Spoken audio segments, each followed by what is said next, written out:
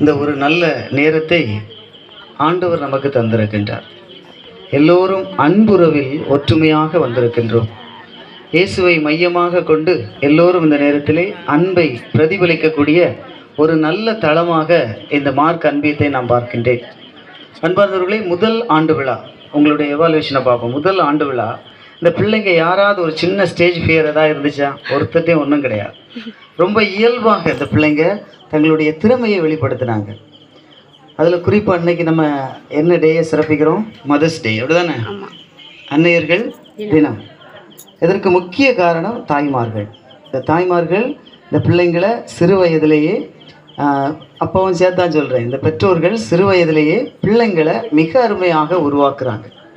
இந்த முதல் ஆண்டு விழாவில் பிள்ளைகளுக்கு எந்த ஒரு அச்ச உணர்வும் இல்லை. மிக சிறப்பாக தங்களுடைய அந்த ஆளுமையை வெளிப்படுத்தக்கூடிய ஒரு அருமையான தளமாக இந்த அன்பியம் இருக்கின்றது. நம்முடைய பிள்ளைகள் புனித மார்க் ஆண்டவர் இயேசுவினுடைய நற்செய்தியை அறிவிப்பதற்காக தன்னுடைய வாழ்க்கையை செலவழித்தார்.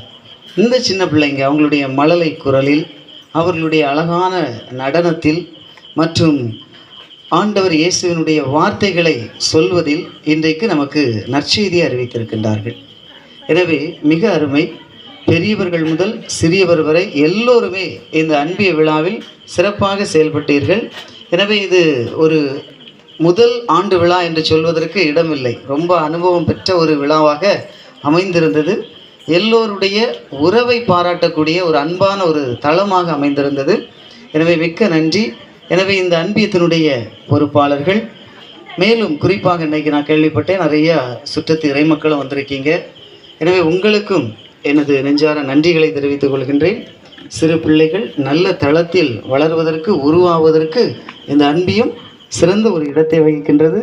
பிள்ளைங்களுக்கு நோ ஃபியர், அப்படிதான் மக்களே, நோ ஹெசிடேஷன். எனவே நல்ல முறையில் பிள்ளைங்க வளர்கிறாங்க. ஆண்டவர் ஆசீர்வதிப்பார். உங்களுடைய முயற்சியை இறைவன் தொடர்ந்து வழி நடத்துவார். தேங்க்யூ.